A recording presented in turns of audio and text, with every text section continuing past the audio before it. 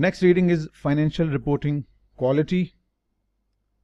Before we start doing questions, we need to get some basic idea of financial reporting quality right here. As you can see, the quality spectrum starts from the highest quality and ends at the lowest quality. So if your financial statements are GAAP compliant, if they are decision useful, if the reporting is sustainable, and it's showing adequate returns, it means the financial statements have the highest quality. Okay. Next step, financial statement GAAP compliant. It's decision useful for the use of the financial statement, but there is an issue of sustainability, consistency of returns. So it means the earning quality is low.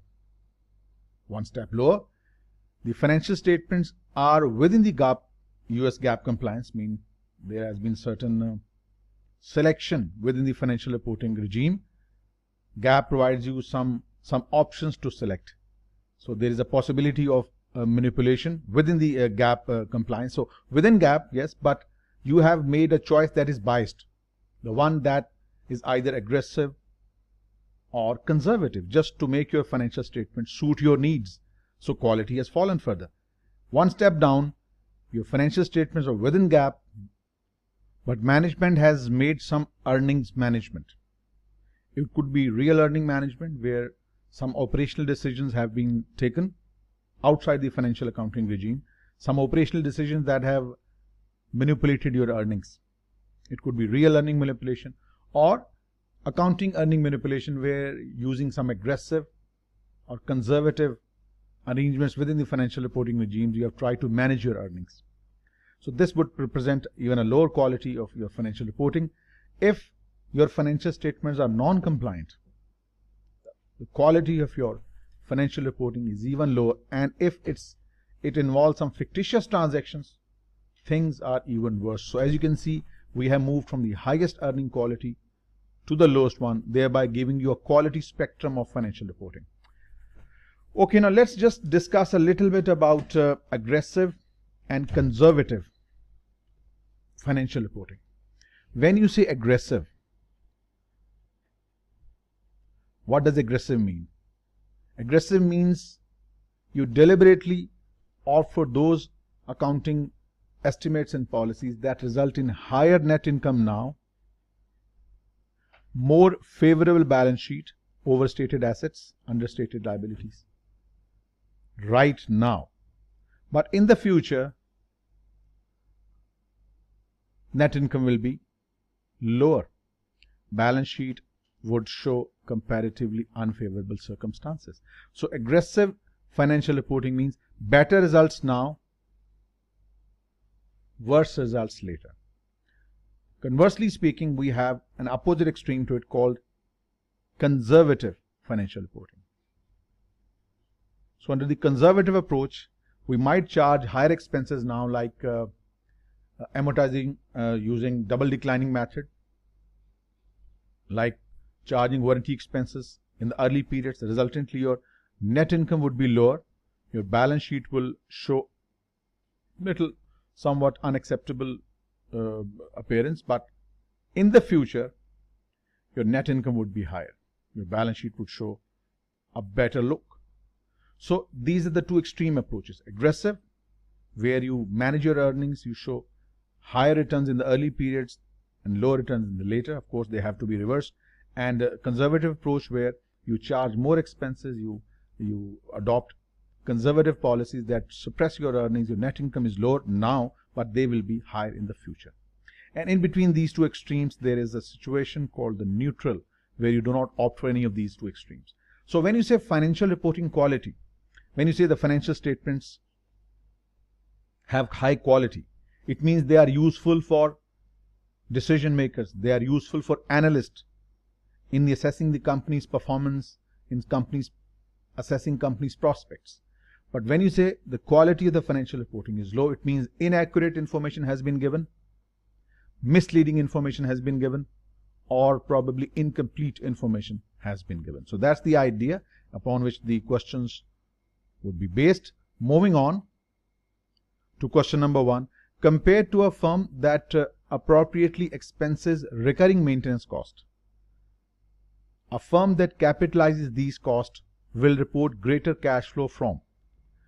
First of all, the firm that regularly expenses recurring maintenance cost means for such a firm cash flow from operations would be low, because when expenses charged as an operational cash flow, the cash flow from operations would be lower, and cash flow from investing activities would be comparatively higher if it isn't capitalized.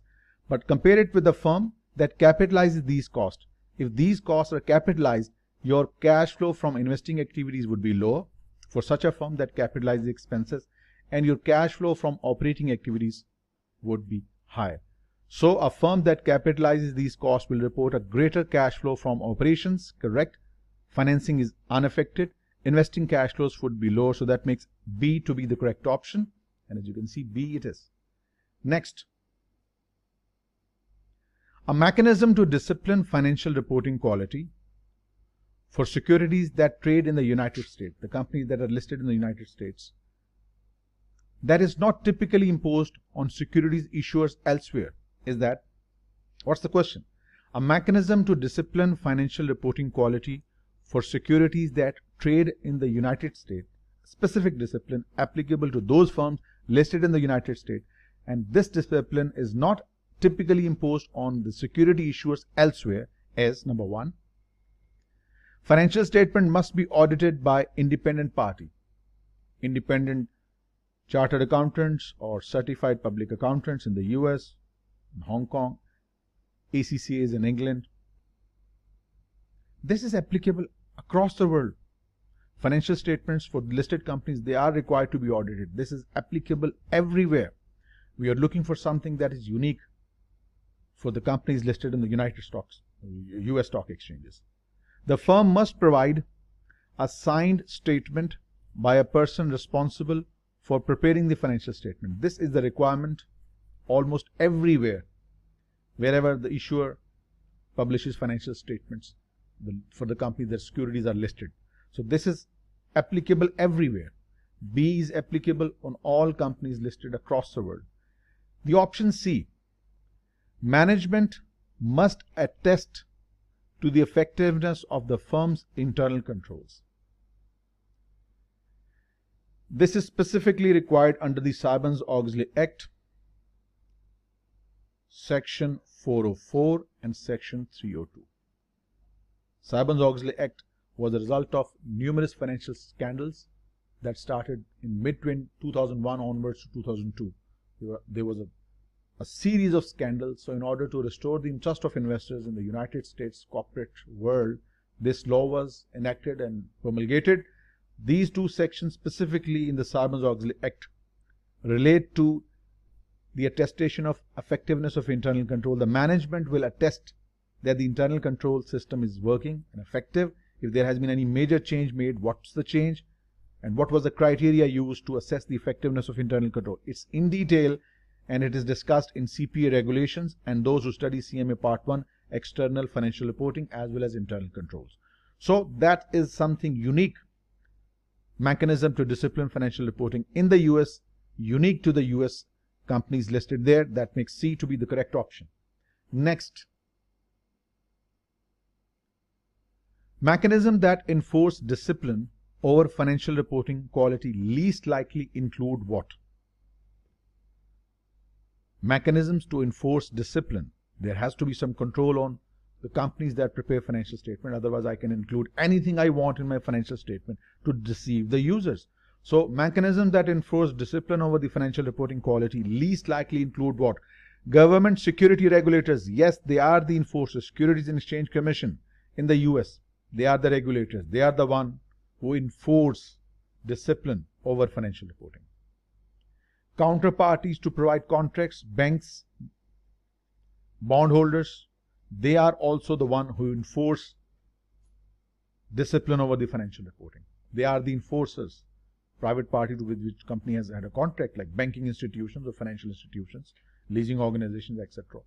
So government security regulators are the enforcers.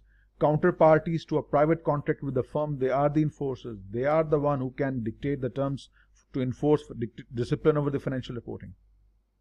But accounting standard boards like IASB and FASB, IASB, International Accounting Standard Board, that issues IFRS and IASS, and FASB, that issues the accounting regulations, US GAAP within the US.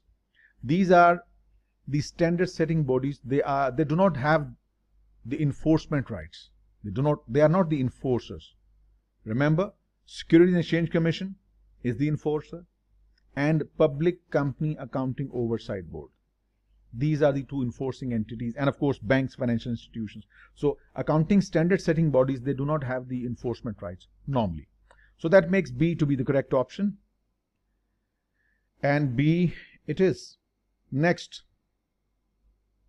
management is most likely to be motivated to produce low quality financial reports. Management would be motivated to produce low quality financial report. Why management would be motivated to do such a thing? What is low quality?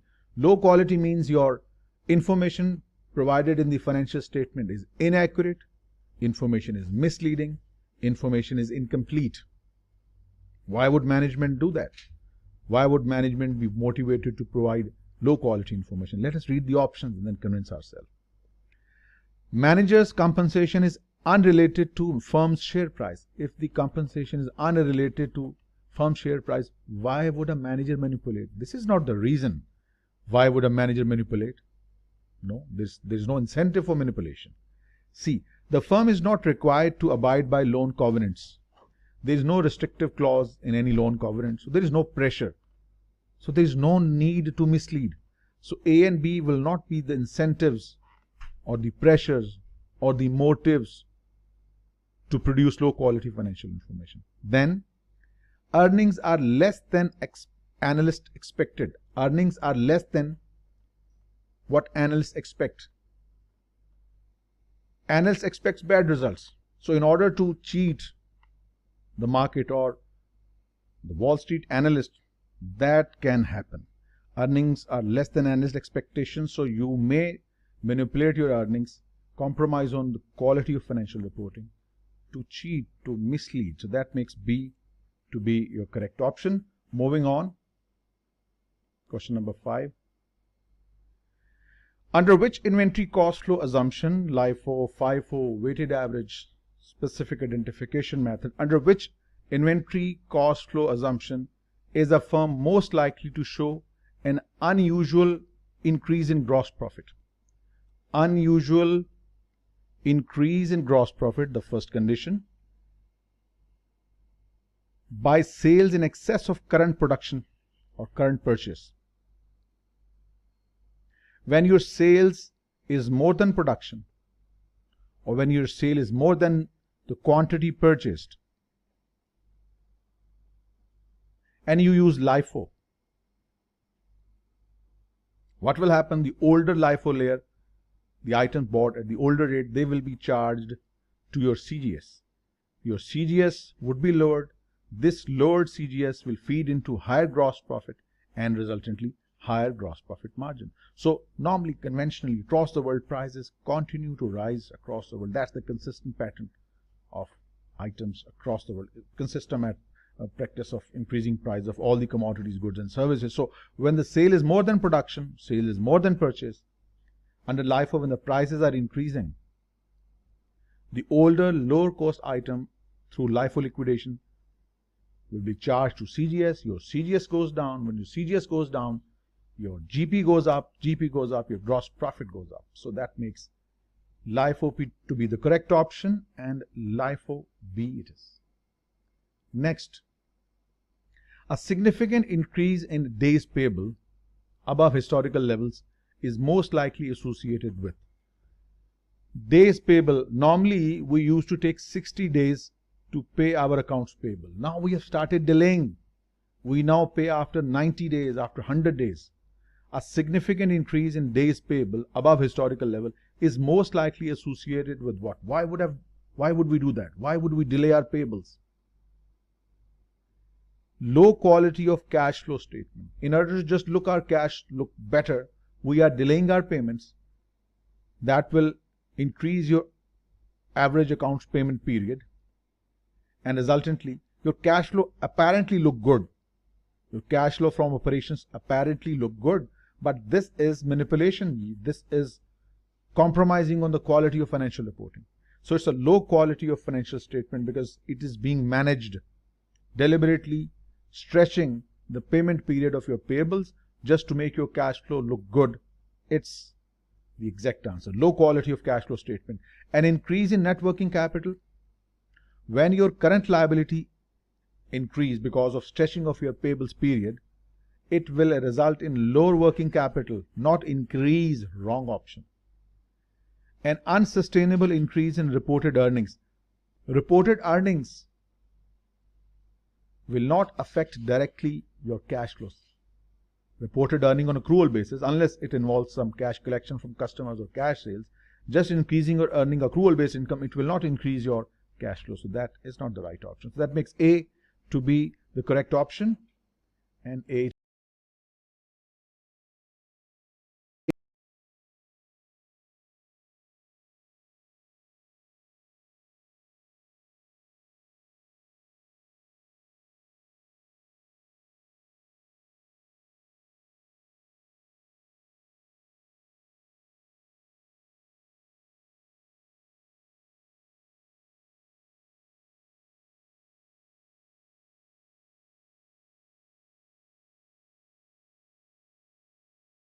Prior year period lower than the prior year or higher than the prior period, that's not the criterion.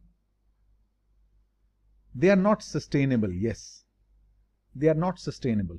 Things are inconsistent. Earnings being managed. When they do not conform to these US GAAP, they are even at the lowest tail of the quality spectrum. Calling it low quality, I will call it negative quality because it's the low tail of your earnings spectrum. C is absolutely incorrect. So it must be the earnings are not sustainable. They are being managed. Sometimes the results are good, sometimes bad, sometimes very good, sometimes very bad. Results are inconsistent. They are not sustainable. They do not show consistency. That's what you mean by not being sustainable or consistent. That makes B to be your correct option, and B it is. Next, question number 8. With regard to goal of neutrality, we just discussed the idea of conservative and aggressiveness. Being aggressive and being conservative. Being aggressive means you report a higher net income now, you report a good balance sheet now, but in the future, you are being aggressive in revenue recognition, understating your expenses, but things cannot be suppressed for long. They will spring back. Resultantly, the future net earnings would be lower, future balance sheet will look bad. This is called aggressive accounting. Conservative is other way around. You charge more expenses, you charge double declining balance of depreciation method and amortization, you charge your expenses on warranty claims, etc. Resultantly, your net incomes are lower now, your balance sheet doesn't look well now, but in the future, when you won't be charging more expenses in the future because you have been aggressive in the early periods, you have been conservative in the early periods, resultantly your net income would be higher in the later periods.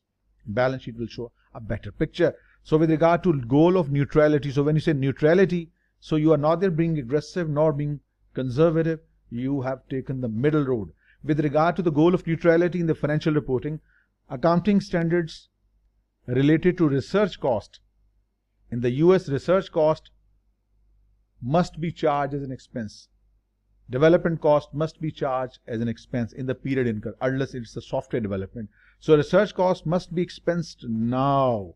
Litigation cost, expected cost must be charged as an expense now. It's a conservative approach. Charging expenses in the early periods, that's the conservative approach. So research cost being charged to income statement, litigation losses, it should be viewed as what? Biased toward aggressive. Aggressive shows higher net income in the early periods. Not being neutral, it's being biased towards conservative financial reporting. So that makes C to be the correct option. Charging higher expenses in the early periods, that's being biased towards conservative financial reporting. Next question. Again,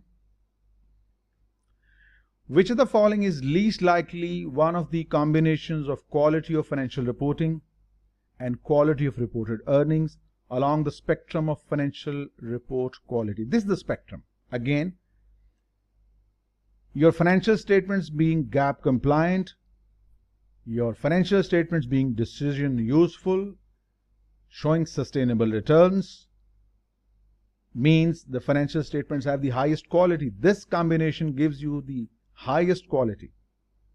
GAAP compliant, yes. Decision useful, yes. But they are not sustainable. Earning quality is low. Within the GAAP relevant range, either you can be aggressive or conservative, but you make biased choices. Either conservative, aggressive, quality lower. Within GAAP, but you are managing earnings either through manipulation in your operations or through fraudulent financial accounting. Real earning management or manipulation in your accounting records to show better than the actual results. Earning quality spectrum, you are at the tail now, lower quality. And when the financial statements do not comply with the US GAAP, or there are some fake transactions, they are outside the quality spectrum, having the lowest quality possible. So, which of the following is least likely one of the combinations of quality of financial reporting and quality of reported earnings? We just saw the full spectrum from the highest quality to the lowest quality. Okay, starting first with the option A. Reporting is not compliant. Yes, it can be. Reporting cannot be compliant, just in the lower tail, and includes numbers that are fictitious and fraudulent. It is one of the combinations given in this spectrum right here. Non-compliant, fictitious. It's one of the combinations. It's one of the valid combination. You might say it is of lowest quality, but still it's one of the combinations. Right? Reporting is compliant with the GAAP, but the amount of earnings is actively managed or smooth earning. Earning management, whether it's the real management or it's maybe accounting management. Fine. It is one of the combinations. But look at the option C. Reporting is not compliant with the US GAAP. Mind the word, reporting is not compliant with the US Generally Accepted Accounting Principle, although reported earnings are sustainable and adequate. This is an impossibility. When financial statements do not comply with the GAAP, the sustainability and adequacy, they cannot be determined. When the reporting is not compliant with the US GAAP, the sustainability and adequacy cannot be determined. This combination is not possible, and that's the reason C is the right answer. Moving on to the next question, number 10. Which of the following actions is least likely to increase earnings for the current period? Least likely. Mind the word, these are the question twisters. This is what we do. This is what they do in CIA, in CMA, in CPA, in CFA. If you are careful about the words, read between the lines, so you will see a pattern of consistency in all American qualifications. They all almost have the same temperament. If you're good at one, you will be very good at the other. Which of the following action is least likely to increase earnings for the current period? Selling more inventory than is purchased or produced. We just saw a little while earlier, when the prices are increasing, you sell more than what you produce or what you purchase. Resultantly, your older LIFO inventory at the lower cost will be liquidated, resulted in lower cost of goods sold. Hence, the profit would be higher. So in this case, the profit would be higher. We need to find the one that is least likely to increase the earning. This would increase your earning. Recognizing revenue before fulfilling the terms of sale. Channel stuffing. Just putting the material with your customers and booking it as a sale, even all the sales conditions haven't been met. Recognizing revenue before fulfilling the terms of sale. Deliberately pushing your revenue upwards. This would result in higher earnings. Decreasing the salvage value of the depreciable base. When the salvage value is decreased, resultantly the depreciable base goes up. When the depreciable base goes up, your depreciation expense goes up. When depreciation expense goes up, your net income goes down. So this is the one that will in fact reduce your net income rather increase. So that makes it to be the correct option, and C it is. Next. If a firm's financial reports are of low quality, when I say low quality, I mean the information is inaccurate, information is misleading, information is incomplete, analyst, user A or B, they will reach the wrong conclusions. They will make wrong decisions. So low quality means inaccurate, misleading, incomplete information. So if a firm's financial reports are of low quality, can users of the reports assess the quality of the firm's earnings? When the financial reports are of low quality, how can we say the quality of earning is high?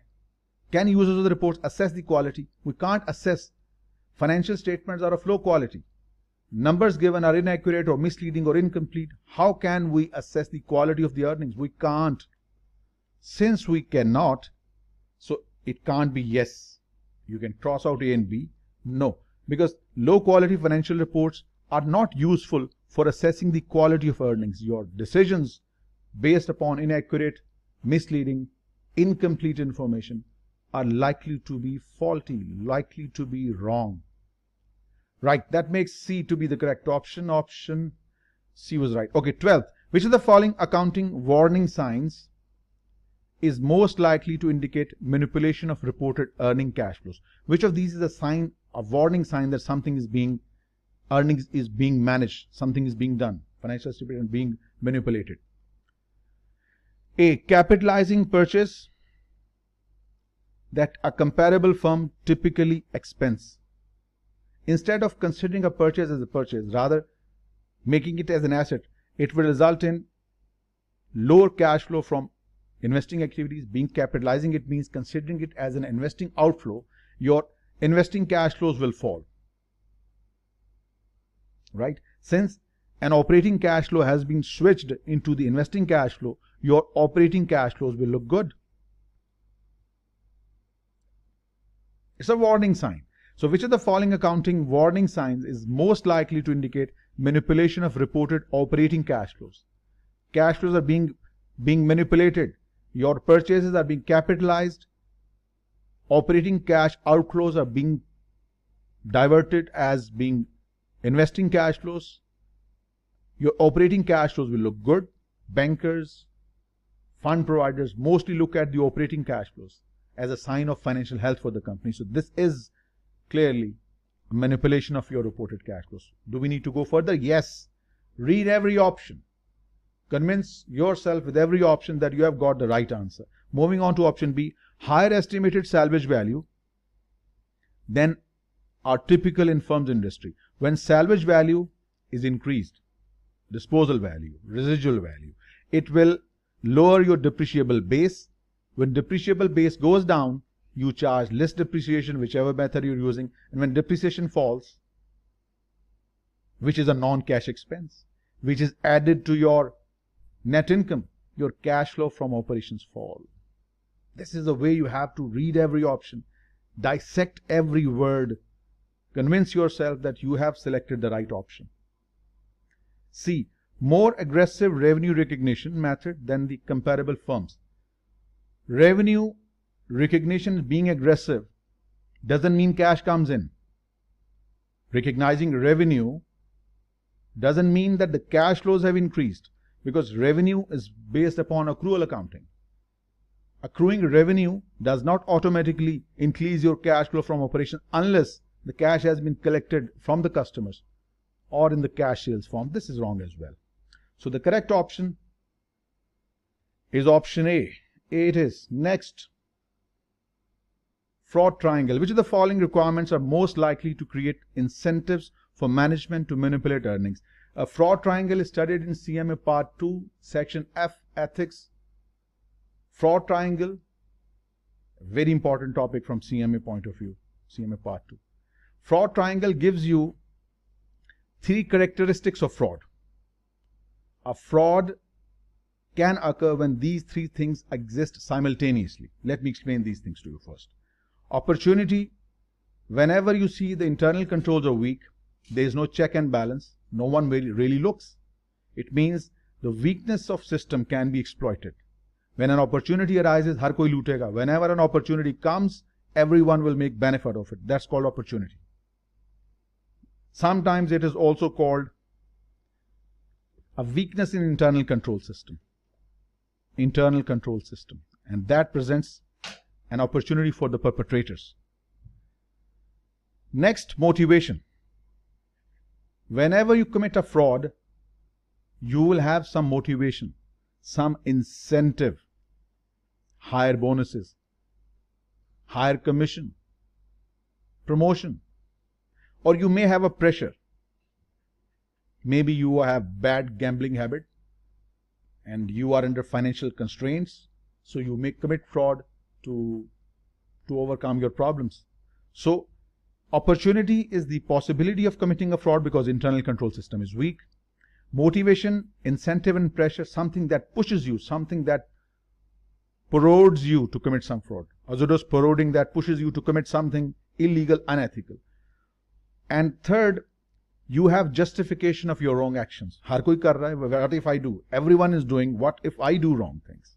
So when these three things are present simultaneously, opportunity of committing a fraud, you have a motivation or an incentive or a pressure to commit a fraud, and you have some justification of committing a fraud. Rationalization, everyone has a unique code of ethics, internal code of ethics that decides your actions, that helps you decide what is right and what is wrong. So if you have a rationalization of committing a fraud, if an opportunity presents itself in the company or in the situation, and you have some incentive and pressure, if these three things occur simultaneously, the possibility of occurrence of fraud would be the highest. I would like to spend some more time on this because this is the bottom line of situations where frauds can be committed.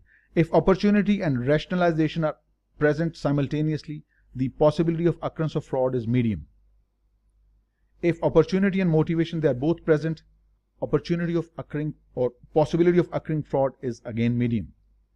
If motivation and rationalization, they are present simultaneously, medium. If just one of these is present, either just opportunity or just rationalization or just motivation, the possibility of occurrence of fraud is lowest or low. But when these three things are present simultaneously, you have a serious financial constraint and system of internal control is weak, and your mind tells you koi gal nahi, everything is fine. When you have this internal justification, your internal code of ethics convinces you whatever you're doing is fine, everyone is else doing, I can do the same thing. When these three things are present simultaneously, the possibility of occurrence of fraud would be the highest. Right. Now, that's the whole theory. It will help you to do many questions involving fraud triangle. Which of the following requirements are most likely to create incentive for management to manipulate earnings? Incentive. When I say incentive, it means motivation. When I say motivation, it means some pressure. So these three things simultaneously represent this part of your fraud triangle. Let's see. First, debt covenants. When you take loan from the bank, there are certain restrictive clauses in the loan contract that restricts your action. Those restrictive clauses are called debt covenants. Those restrictions are called debt covenants. And these debt covenants, these restrictions which you have to meet, they represent themselves as a pressure, as an incentive. Bank's loan agreement says your current ratio shouldn't fall below this. Now this becomes a pressure, at the same time an incentive. In order to keep your current ratio within this limit, you may manipulate your financial statement. This is incentive. This is pressure or motivator, right? So that makes sense that debt covenants could represent itself as a motive or pressure or incentive. What about disclosure regulations? What about audit requirements? All these are the part of your internal control system. They represent opportunity. They represent a mechanism to discipline your financial reporting. So in other words, it's a part of your internal control system that restricts the possibility of financial manipulation. So that makes A to be the correct option. A is the right answer. Next, if management is manipulating financial reporting to avoid breaching the interest coverage ratio. What is interest coverage ratio? Sometimes it's called the interest times interest earned, or sometimes interest coverage ratio. It is earning before interest and tax upon interest. So the management is manipulating financial reporting to avoid breaching the interest coverage ratio. bankers have set this limit that your earning coverage, interest coverage should not be less than 5. So I have to keep my interest coverage above 5 or above.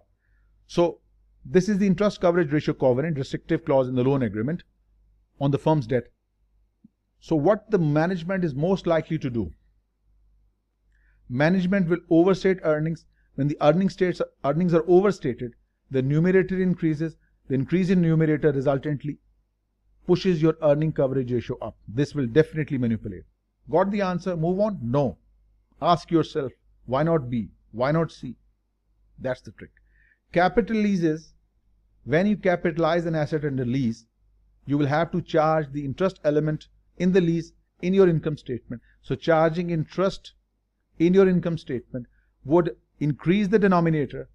When the interest charge goes up, earning before interest and tax, let's say they have not been manipulated, increase in denominator will cause the earning coverage or interest coverage ratio to fall. Times interest earned or interest coverage ratio, the ratio will fall. Understating assets, yes, understating and overstating assets can affect your EBIT through depreciation, but understating assets, overstating assets, they do not directly impact your interest coverage ratio. Yes, through depreciation they can. Let us discuss now. Let's say what would be the impact upon the interest coverage through understating of assets. When the assets are understated, you have lower depreciable base. When the depreciable base is lower, resultantly your depreciation charge would be lower. When the depreciation charge would be lower, your earning before interest and tax would be higher. When earning before interest and tax is higher, you will have higher interest coverage. It's a long chain of activities.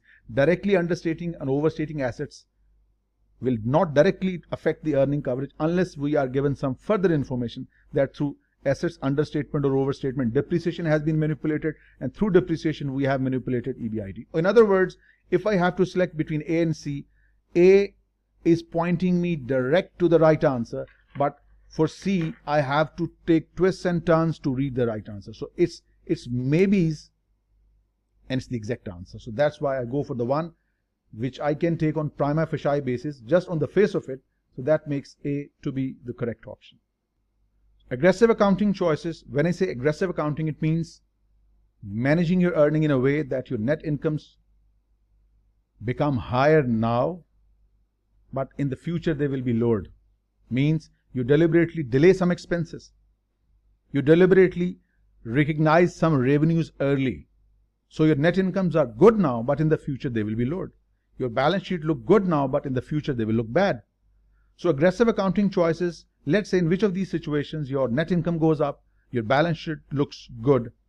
So increasing valuation allowance. Valuation allowance is a contra asset that is charged against your deferred tax assets.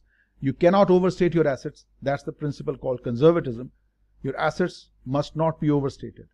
Your deferred tax asset, if you believe, cannot be utilized in the future against tax payables, you have to reduce it by a certain amount called valuation allowance. Increasing the valuation allowance as a contra to your deferred tax assets will result in lower deferred tax assets. Since an asset being lowered, it is not aggressive, it is conservative. Lowered assets, lowered incomes, it's a conservative accounting choice. Not the right answer. We are looking for the one that's aggressive. B, decreasing the estimated useful life of an asset. When the estimated useful life of the asset is decreased, you have to depreciate the depreciable base of the asset in a shorter period. Resultantly, depreciation charge goes up. When depreciation charge per year goes up, your net income goes down. When net income goes down, again, it's a conservative approach. Double declining method. Warranty liabilities charged earlier in the first period of sale. Research and development cost, whole of it expensed in the first year. All these are conservative. We are looking for the aggressive accounting choice.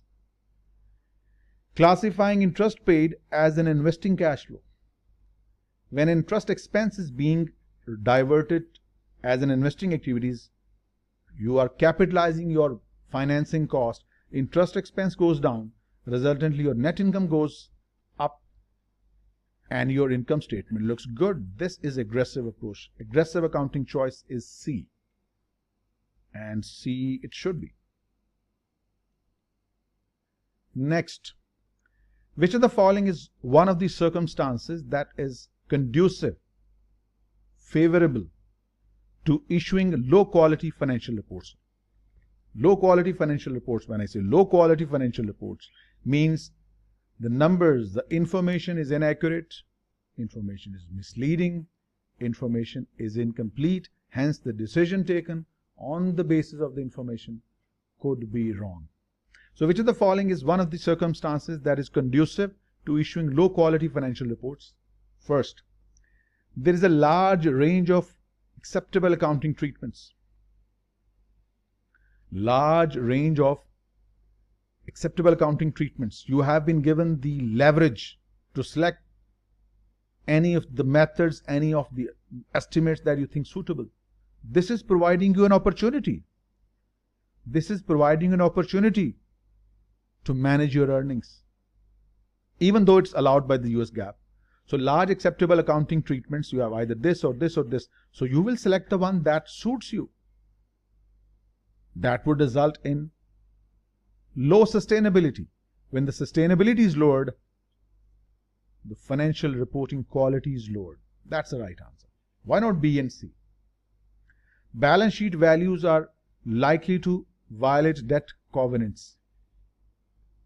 This is valid as long as you have followed US GAAP, you have selected the allowed alternatives, benchmarks or alternative, whichever you think suitable. Just like in IS 7 cash flow statement, the preferred method is direct, allowed alternative is indirect.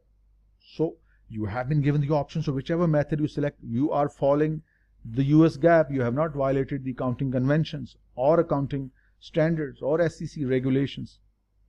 So within that, even financial statements quality has been lowered, but you haven't violated the GAAP requirements or the SEC regulation. Look at the balance sheet values are likely to violate debt covenants. If you do this, it's a violation. It's a fraud. You can't play. This is manipulation. This could be result in some penal action. Not recommended. Earnings per share are highly variable from year to year. Yes, they can be, but I just can't manipulate my EPS. IS 33, I can't. Manipulation of EPS through financial manipulation, through fraudulent numbers could result in a serious consequence. It's a fraud. Yes, this is allowed within the allowable range, but this is of course not recommended. A. Next. An IFRS reporting firm includes in its financial statements a measure that is not defined under IFRS, some treatment that is not defined under IFRS. It doesn't mean it's illegal. It doesn't mean it's earning manipulation. The firm should do what? The firm is least likely required to do what? Least likely. Mind the word least likely. Least likely.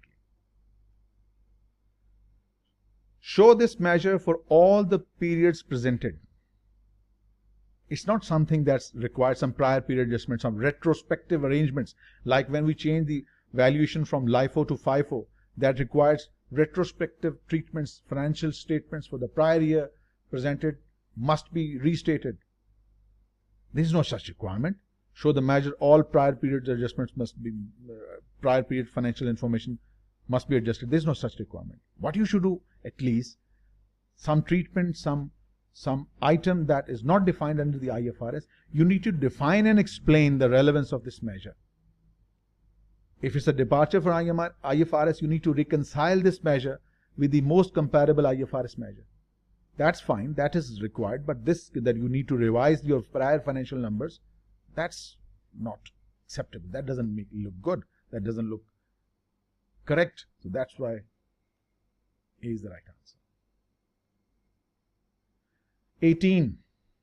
Which of the following is most accurately described as a characteristic of firm's quality of earning? Quality of earning, mind the word. Earning quality is consistency. Pakki government ki naukri when you get, or fixed income securities, highly valued because the returns are consistent, the returns are predictable, And predictability, consistency is valued in the financial market, the stock market. Consistency of return, sustainability of returns. Those companies whose stocks are called blue chip stocks, why are they blue chip? Why are they highly valued? Because their returns are consistent. Their dividend payouts are consistent.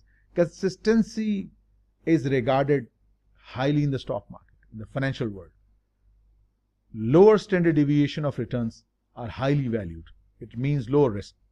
So, which of the following is most accurately described as a characteristic of firm's quality of earnings? Sustainability. Relevance for the user of financial statements. Completeness. All these elements are the characteristics of financial reporting. They are the characteristics of financial reporting, not the characteristic of quality of earnings. Sustainability is earning quality. Consistency of return is called sustainability. A. Next.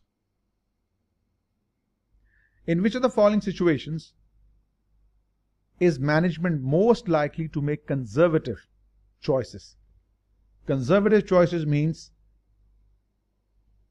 charging expenses now, lowering incomes now to make your net incomes lower now but higher in the future. Balance sheet looks okay now but better in the future. This is what you mean by conservative. Being conservative in your charging double declining depreciation, charging more expenses now, being little conservative in revenue recognition. So in which of the following situation is management most likely to make conservative choices and estimate that reduce the equality of earning? Of course, when you are being conservative or aggressive, quality of financial reporting is reduced. So which of these would most likely make conservative choices and estimate that reduce the quality of financial reporting? First, earnings for a period will be higher than the analyst expectations. Analysts expect, let's say, $10 million earning this time, but you think the earning will be 15 million. So in order to meet sometimes the analyst expectation, the stock market expectation of your performance, it becomes a benchmark for you. Market expectations become your benchmark. It becomes your incentive. It becomes your motivation. It becomes your pressure. Just in order to remain close to the market expectations, you manipulate your earnings. Even you are earning 15 million, just to remain close to the analyst expectations, you will become more conservative. Net income would be depressed to make look closer to the analyst expectations. So under this situation, you might go for a conservative choice so as to bring your numbers close to the analyst expectation. Right, so that's the point. Next, why not B? Management's compensation is closely tied to near-term performance of the firm's stock. Management compensation is tied to near-term performance. In this case, you will try to show as high earning as possible. Share price goes up, your earning goes up. In this way, in B, you will be more aggressive, not conservative. We are looking for a conservative choice. The firm must meet accounting benchmarks to comply with the debt covenants. To meet the debt covenants, here you will be again aggressive. Again aggressive to meet the benchmarks or any debt restrictions. But here you will try to show lower than the result that you're expecting, just to keep your numbers close to the analyst expectations. So that's why A is the right answer.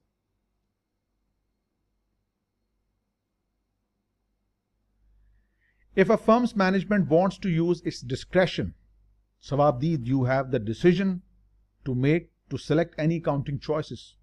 It could be either aggressive or conservative. So if a firm's management wants to use its discretion over accounting choices to increase operating income in the next period, they are most likely to. So we are being aggressive now. So in which of these options we are aggressive? A. Increase the assumed residual value of the plant and equipment. When the residual value, called the scrap value or the salvage value, if it is increased, your depreciable base that would be split over the estimated useful life, it would be lowered. When the depreciable base is lowered, your depreciation expense would be lowered. When depreciation expense is lowered, your net income goes up. And when net income goes up, that's what you call the aggressive accounting choice. We got A. Should we go to B and C? Yes, you should. You must. Write up plant and equipment from depreciated cost to its fair value, even though, remember, under the US GAAP, fair value method for long-lived assets is not allowed. Definitely this question is within the IFRS context. Assets can be revalued to its fair market price, fair value. That is allowed in IFRS, not in the US GAAP. So if you do that under the IFRS, asset has been revalued to its fair value, fair market value. Resultantly now the new book value is higher. Higher book value will result in more depreciable base, resultantly more depreciation, hence the net income will fall. You won't do that.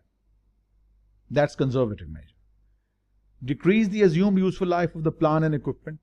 Assumed useful life, it is reduced. If the estimated life goes down, you have less years to spread the depreciable base. In other words, your depreciation charge each year goes up. When depreciation expense goes up, your net income falls. It's again aggressive. It's again a conservative, sorry, it's conservative. So we are looking for the one that's aggressive, so that's A. A it is. Again, a fraud triangle question, which of the following is least likely to be a motivator or motivation for managers to issue financial reporting or financial reports of low quality. We just saw the fraud triangle a little while earlier, a very important topic, regularly tested in CMA Part 2. Opportunity, rationalization, motivation, or incentive, or pressure. So which of the following is least likely to be a motivator in these following options? Least likely to be a motivator. Enhancements of manager's career, incentive, motivator. Keeping earnings above the same period in the prior year, motivator, or incentive, or pressure. Accounting controls are weak within the company. That's the internal control system. That's the characteristic in fraud triangle we call opportunity.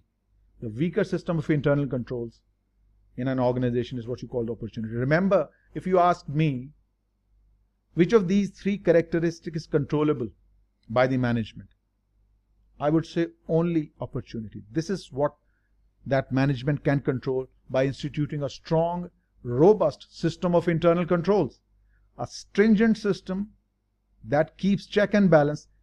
This is the feature or characteristic in fraud triangle that can be controlled, that can be managed. But rationalization is inside a person's head. What you think right and wrong is in your head. I don't know that. I can't codify that. So this is something that is not controllable. Motivation, incentive, and pressure, what you are facing in your personal life, your gambling habit, your drinking habit, I don't know. So these two things are not controllable. At least this opportunity can be controlled by instituting a good system of internal control. So anyways, this is the one that's opportunity. A and C, they represent motivation or the incentive. Next, Samantha Cameron, CFA, she is analyzing the financial reporting quality of red networks. Cameron examines how the company is responding to strict debt covenants, restrictive clauses in your debt agreements, how the company is managing these debt covenants, and investigates executive holdings of stock and options in the firm, which are believed to be quite high. Some of your executives hold high holdings in the companies in shares and options. So any changes in earnings will seriously affect the valuation of the holding. Of course, there is a financial incentive for the senior management. So there is a financial incentive for the senior executives because they have high holdings of options and stocks. So which of the elements of fraud triangle she is looking for? Which condition, which characteristic of the fraud triangle that may lead to low quality of financial reporting in Cameron investigation? Rationalization, justification, we don't see in the given scenario. Opportunity, a weaker system of internal control, weaker system in the investment environment, we don't see that. What we see is motivation, because there are certain debt covenants, restrictive clauses in the debt agreements, some executives who hold sizable holdings in the company. So these represents motivation for the management to manipulate financial numbers. Motivations, incentives, pressure, that makes B to be the correct option. Aggressive accounting, when we say aggressive, means higher net income now, lower net income in the future, by just delaying your expenses or prematurely recognizing revenue through channel stuffing, and there's so many ways. Aggressive accounting choices by management are most likely to do what? Let us read these options one by one. When the company resorts to aggressive accounting choices, management are most likely to report sustainability. No, maafi sustainability. There is no consistency of earning. Rather, what you see in aggressive accounting, what you see is this: higher earnings now, lower earnings in the future. What do you see in conservative accounting? Quite the opposite. You see this: lower earnings now, higher in the future. So both of these, aggressive and conservative approaches, they do not result in sustainable earnings. This is the wrong option. Comply with the generally accepted accounting principles. Yes, following US GAAP to some extent makes your financial statements, but within the relevant range. You have a certain range to commit, and you will select the one that will either push you towards aggressive approach or towards the conservative. I'll explain this option. Let's see first. See, produce decision useful financial reporting. When you use aggressive reporting, means the results do not have consistency. They do not correlate. There is volatility in your returns, and that is viewed negatively. Now discuss B again. Comply with the generally accepted accounting principles. US GAAP allows you the range of options to select from. Right? So when you are given the selection, the leverage, you can either be aggressive or conservative. Right? Either aggressive or conservative. And when you do, it means your financial reporting quality has been lowered. Here, financial reporting quality is higher. Here, financial reporting quality is higher. But when you have been given the option to select within the GAAP mandated selections of estimates and possible treatments, then either you will be aggressive or conservative, and by doing that, the quality is lowered. That makes B to be your correct option,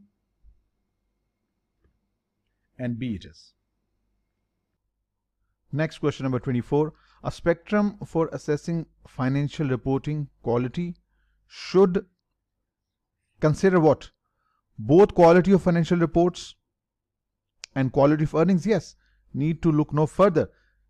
We need to consider both quality of financial reporting and quality of earning, not just financial reports only and not just earning only, both. That makes A to be the correct option. Next, conditions that may cause firms to issue low quality financial reports are best described as unstable organizational structure and deficient internal control. This is a condition or a characteristic we call opportunity. Inappropriate ethical standards, opportunity, and failing to correct non-reportable conditions. Again, this is an opportunity, an organizational condition existing that is welcoming frauds, financial statement frauds. So these are the characteristics we call opportunity. But when opportunity exists, weakness of internal controls, motivation and justification for wrong action regarding financial reporting, when these three characteristics are present simultaneously, the probability of incidence of financial reporting fraud is highest. Hence, the low quality financial reports will be more probable to be issued. So that makes C to be the correct option. On a spectrum for assessing financial reporting quality, which of the following represents the highest quality? Reporting is not compliant with GAAP, but the numbers presented reflect company's actual activities. Not compliant accounting is right here. A is here, having low quality. B, reporting is compliant with GAAP, but reporting choices and estimates are biased. So it means we are right here, within GAAP but biased choices. So B is at this point in the quality spectrum. C, reporting is compliant with GAAP and decisions useful, but earnings are not sustainable. C, here we go. GAAP based, decision useful, but not sustainable. So it means that C has the highest quality amongst all. So that makes C to be the correct option. Joe Carter, CFA, believes Triangle Equipment, a maker of large specialized industrial equipment, has overstated salvage value of its equipment. When the salvage value is overstated, it will result in lower depreciation, and the low depreciation means your net income would be overstated, and at the same time your assets on the balance sheet would be overstated too. So overstated liabilities, no. Understated earnings, no. Earnings are overstated. Overstated earnings, yes. That makes C to be the correct option. With regard to firms' financial reporting quality, an analyst should most likely interpret as a warning sign a focus by management on an increase in firms' cash flow from operations. Increase in operating cash flows normally is not viewed as a warning sign. Assets turnover ratios is good. More activity means good for the business. So it is not viewed as a warning sign. But increased focus on pro forma earning, budgeted earnings, it might indicate that the firm might involve in aggressive accounting to overstate profits. It's a warning sign. B is a warning sign.